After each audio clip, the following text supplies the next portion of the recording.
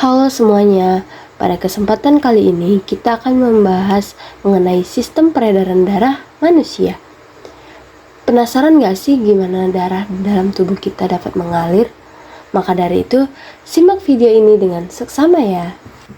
Oke, sebelum kita masuk ke penjelasannya, perkenalkan kami dari kelompok 5, saya Nurul Aini, lalu ada teman-teman saya yaitu Putri Ayu Salsabila, Andrea Tripura, M. Faris Al-Khwarizmi, dan Reina Alexia. Sistem peredaran darah manusia atau yang disebut sistem kardiovaskular terdiri dari berbagai organ yang memiliki fungsinya masing-masing. Fungsi utama sistem peredaran darah adalah mengedarkan oksigen, nutrisi, dan hormon ke seluruh sel dan jaringan tubuh. Berikut adalah organ-organ termasuk dalam sistem peredaran darah manusia. Yang pertama ada jantung. Jantung merupakan salah satu organ vital dalam tubuh manusia yang berfungsi untuk memompa darah ke seluruh tubuh. Jantung terletak di bagian kiri rongga dada, tepatnya di bagian belakang sisi kiri tulang dada. Ukuran jantung orang dewasa kira-kira sebesar kepalan tangan. Di dalam jantung terdapat 4 ruangan yang terbagi menjadi 2 bilik ventrikel dan 2 serambi atrium.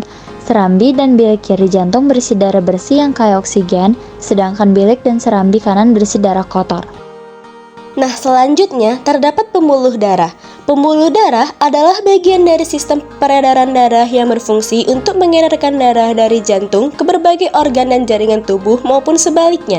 Di dalam tubuh terdapat 2 jenis pembuluh darah, yaitu yang pertama ada arteri, yaitu pembuluh darah yang bertugas membawa darah kaya akan oksigen dari jantung menuju seluruh jaringan dan organ tubuh, kecuali pembuluh arteri pulmonalis. Yang kedua ada vena. Vena yaitu pembuluh darah yang berfungsi untuk membawa darah dari seluruh tubuh atau dari paru-paru untuk kembali ke jantung. Lalu berikutnya ada darah. Darah adalah komponen terpenting dalam sistem peredaran darah manusia. Darah berperan sebagai pembawa nutrisi, oksigen, hormon, dan antibodi ke seluruh tubuh.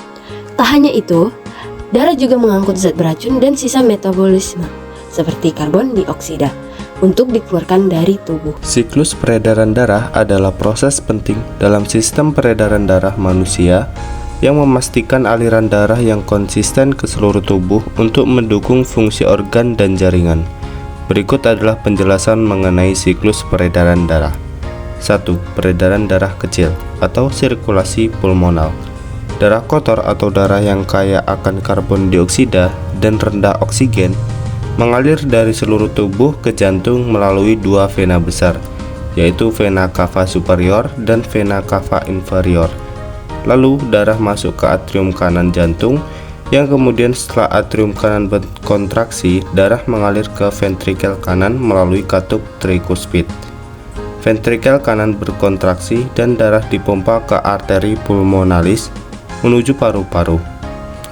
Di paru-paru, darah melepaskan karbon dioksida dan mengambil oksigen melalui proses pertukaran gas di alveoli di paru-paru.